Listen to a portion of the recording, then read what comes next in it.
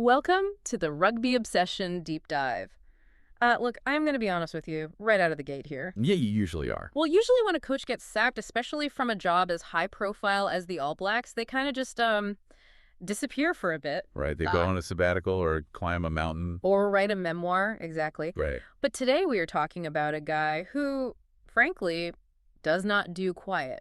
No, quiet is definitely not in his vocabulary. Mm-hmm. We are, of course, talking about the immediate and really high-voltage return of Scott Razor Robertson. And he is not easing himself back in with some quiet consultant role at a second division club. He is stepping straight into the limelight. Straight into the fire. Exactly, to lead the Barbarians against the back-to-back world champions. The Springboks. It is absolutely massive news. It is huge. And frankly, it is a little bit surreal. I mean, we are only a month removed from what the press, and let's be honest, Yeah. the entire rugby world is still calling his shock sacking by New Zealand Rugby. The dust has not even settled on that.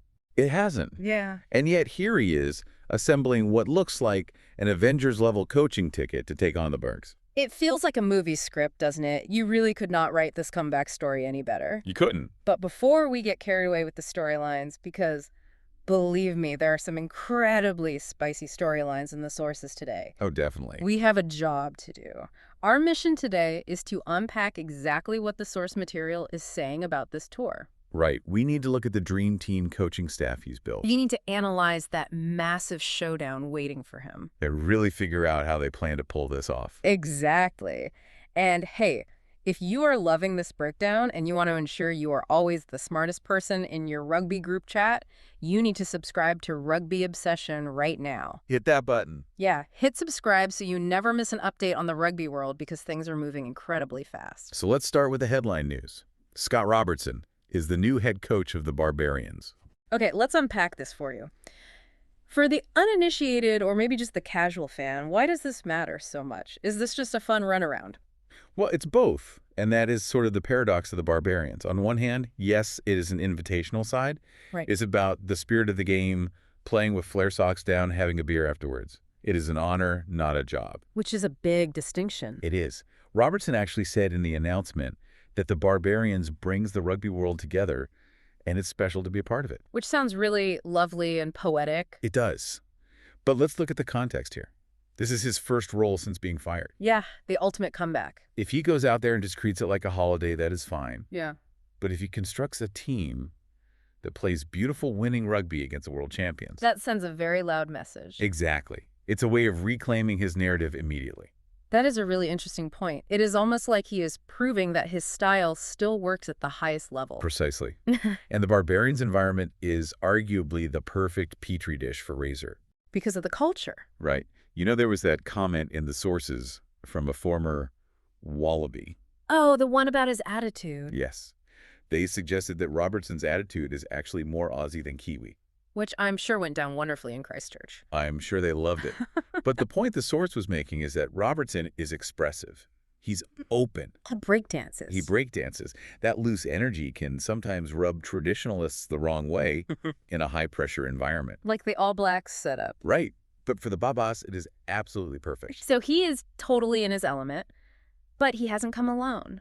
I was looking at the coaching ticket joining him, and my jaw hit the floor. It is not just Razor and a few mates. No, it is a serious statement of intent. He has brought in Felipe Contepomi, the Argentina head coach. Massive addition. He has got Patrice Collazo, the head coach of Racing 92. Right. And he's got Kenny Lynn, the Los Pumas assistant coach. That is a staggering amount of intellectual property in one coaching box. It is. And if you think about the tactical blend there, it gets fascinating. Yeah. Think about how Argentina plays under Contepomi. Passionate. Passionate, yes, but also heavily reliant on chaotic offload, heavy counterattacks. They love moving the ball from deep. Okay. Then you pair that with Collazo from Racing 92. Racing is famous for identifying space in the wide channels in the top 14. So you have Argentine flair mixed with French tactical width. All led by Robertson, who is obsessed with detailed structure and energy. That sounds incredible on paper. But here is the rub, right? Contepomi was quoted saying something very specific about the timeline. Yes, and this is where the dream team hits reality. Contepomi called it a tremendous honor, but he highlighted the unique difficulty. He said they have to put a team together in a week. 1 week. 7 days. 7 days to take guys who speak different languages who have never played together and turn them into a team capable of beating the Springboks. In South Africa. In South Africa. That is bordering on masochism. It is the ultimate coaching exam. Contepomi noted he eagerly awaits that opportunity. But trying to implement a defensive system to stop the Boks in a week is insanely hard. Well, let's talk about the opponent, because this isn't just the Barbarians versus South Africa. This is Razor versus Rassie. It sounds like a heavyweight boxing title fight. It really does. And make no mistake, the tension is real. The match is set for June 20th at the Nelson Mandela Bay Stadium in Gqeberha, Port Elizabeth. which is a really hostile place to go if you are the away team. Incredibly hostile. And historically, this rivalry matters. I think the sources noted this is the 10th meeting between the Barbarians and the Springboks. But what makes this specific game fascinating is Rassie Erasmus and his mindset right now. Because I saw the quotes from Rassie. Usually for these exhibition games, coaches talk about entertaining the fans. Rassie did not sound like he was in party mode. Not at all. Rassie is all business. You have to look at the calendar to understand why. South Africa has their opening encounter of the nation's championship against England. And that is just a couple weeks later, right? Yes. So the clock is ticking for the Boks too. Rassie Erasmus was quoted saying, "This Barbarians match is an ideal opportunity to get the players match ready." Match ready.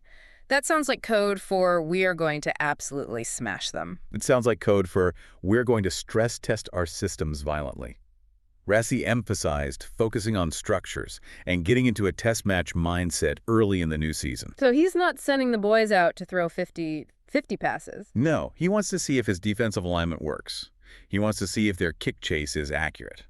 That is almost cynical, isn't it? In a brilliant way, I mean. Yeah. He is using Scott Robertson's team as a high-speed simulation. It is brilliant. Rassie basically say he wants to see his systems work against a team that always boasts top players from across the world. So let's look at this tactical clash. Okay.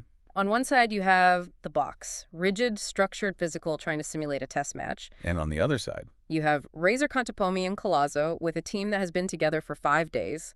They can't play structure, can they? they absolutely cannot. If the Barbarians try to outstructure the Springboks, they will lose by 40 points. Their only chance is to embrace the chaos. Structure versus anti-structure. Precisely. Use that Argentine offloading game.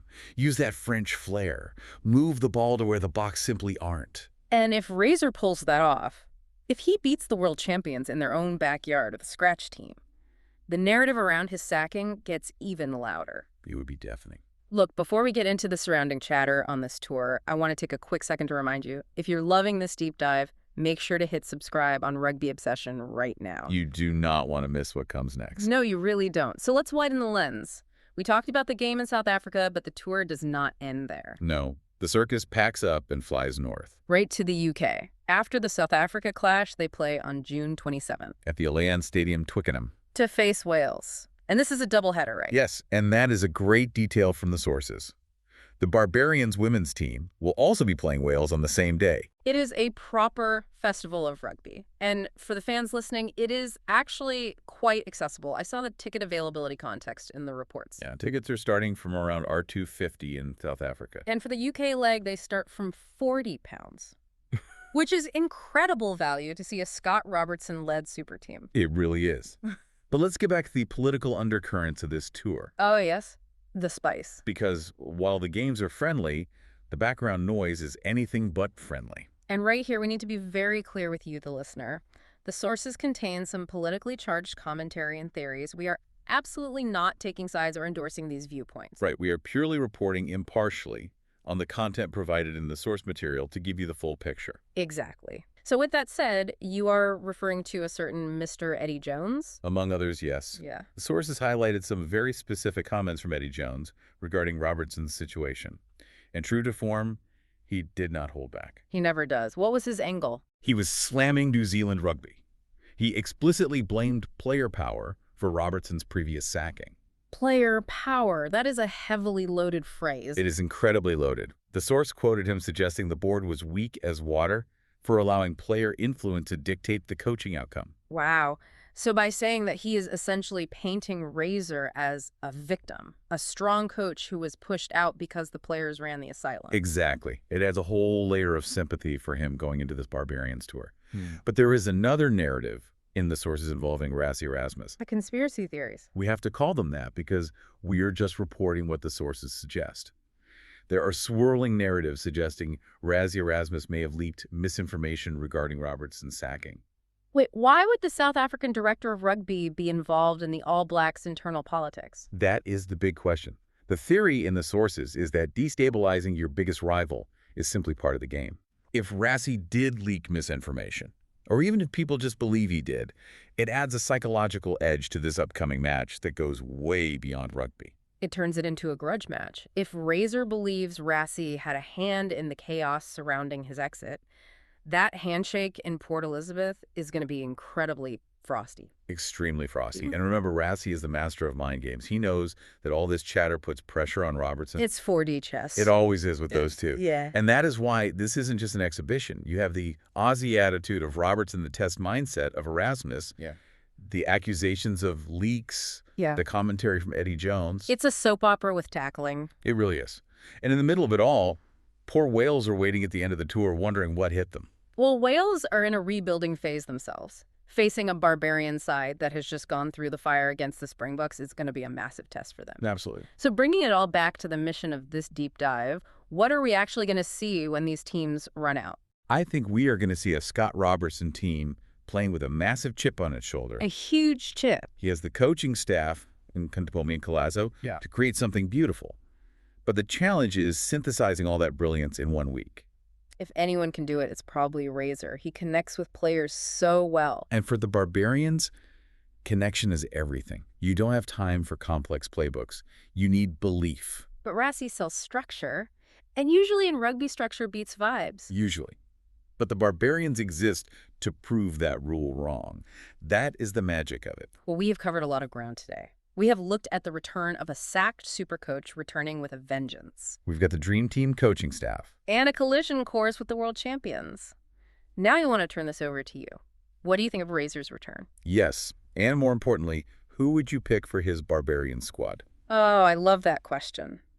Are you picking players to match the box physically, or are you picking the wildest, most creative players you can find? Do you fight fire with fire, or do you just embrace the chaos?